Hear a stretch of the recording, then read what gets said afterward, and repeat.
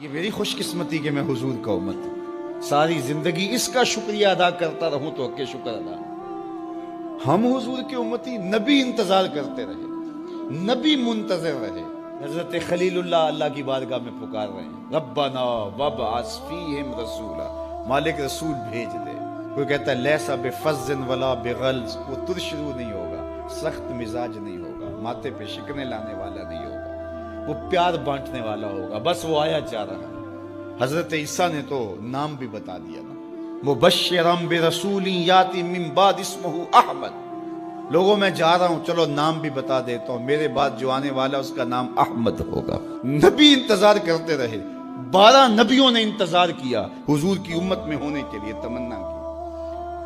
نستورہ راہب انتظار کرتا رہا، بحیرہ راہب انتظار کرتا رہا۔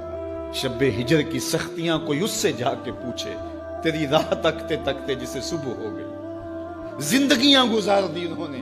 سلمان فارسی کی کہانی سن لو، مجوسی کے بیٹے تھے، حق کی طلب میں نکلے، باپ نے گھر سے نکال دیا، ایک پادری کے پاس جا کے رکے، زندگی بھر اس کی نوکری کی۔ جب اس کا آخری وقت آیا، اس نے کہا میری تدفین کے بعد غموریا چلے جانا، وہاں کا پادری خدا رسیدہ ہے، تجھے اس سے کچھ مل جائے گا۔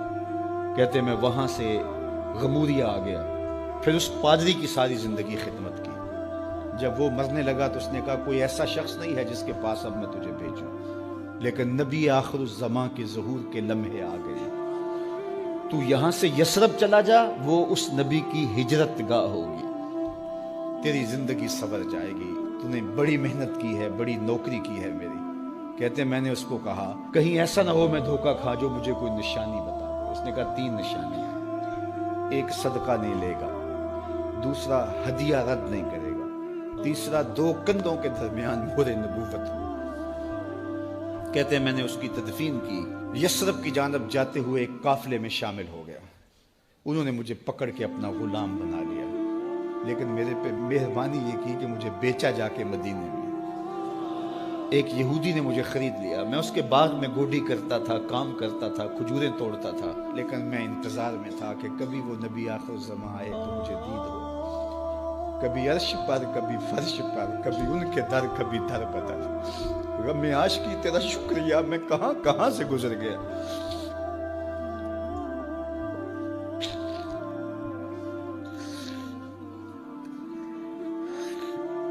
کہتے ہیں ایک دن میں اپنے باغ میں کھجوریں توڑ رہا تھا کہ ہواؤں میں مستی پیدا ہو گئی اور ہر سمت سے طلع البدر علینا کی صدائیں گونجنے لگی۔ میں سمجھ گیا کہ وہ لمحے آ گئے، میں نے چھلانگ لگا دی اور دوڑ پڑا۔ میرے آقا نے سمجھا شاید غلام بھاگ گیا، اس نے دوڑ کے مجھے پکڑ لیا۔ میں نے اس کو کہا کہ میں نوکر تیرا ہی ہوں، لیکن دل نوکر کسی اور کا ہے، میں بھاگوں گا نہیں، مجھے جانے دے۔ میں کچھ کھجوریں لے گیا تھا صدقے کی نیت سے، جا کے حضور کو پیش کی۔ آقا کریم نے فرمایا ہم نبی صدقہ نہیں لیتے۔ کہتے ہیں نشانی ایک پوری ہو گئی، کہتے ہیں کہ میں کچھ دنوں کے بعد اور کھجوریں لے گیا اور میری نیت ہدیہ کی تھی، میں نے پیش کی، حضور نے قبول فرما لی۔ لیکن میں بھی کہتا تھا تیسری نشانی بھی پوری ہو لے تو پھر مانوں گا، اور وہ کیا تھی؟ 2 کندھوں کے درمیان مہر نبوت۔ کہتے ہیں ایک دن حضور میرے باغ میں آئے اور آقا کریم نے اپنے مبارک کندھے پہ چادر رکھی ہوئی تھی اور چادر کی اوٹ میں مہر نبوت چھپی ہوئی تھی، اور میں پیچھے ہو کے دیکھتا تھا، اور میری آرزو یہ تھی کہ کوئی تیز جھونکا ہوا کا آئے اور چادر ہٹ جائے اور میں مہر نبوت کی زیارت کر لوں۔ حضور میرے ارادہ قلب سے آگاہ ہوئے، فَأَلْقَى إِلَيَّ رِدَاءَهُ، حضور نے چادر اتار کے میری جانب پھینکی اور پھر ایسے رخ کر کے فرمایا انظر الی ما امرت بہ، اس پادری نے جو بتایا تھا دیکھ لے آ کے۔ تو کہا میں نے دیکھا کہ حضور کے کندھوں کے درمیان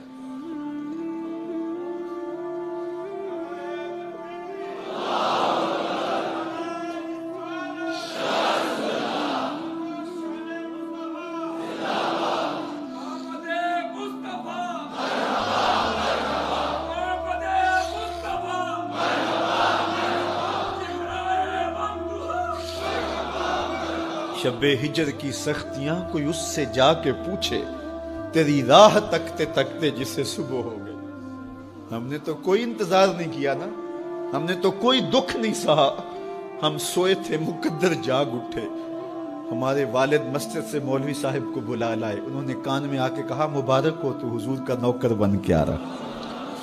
میرے والد گرامی ایک شعر جھوم کے پڑھا کرتے تھے, محمد جانے جانا ہے پیغمبر ہو تو ایسا ہو, رسولوں کی بشارت سے مبشر ہو تو ایسا ہو, امر توقیر کا سب کو موکر ہو تو ایسا ہو, کیا ہم کو غلام ان کا مقدر ہو تو ایسا ہو. میں اپنے مقدر پہ قربان نہ جاؤں. Subscribe my channel for more videos.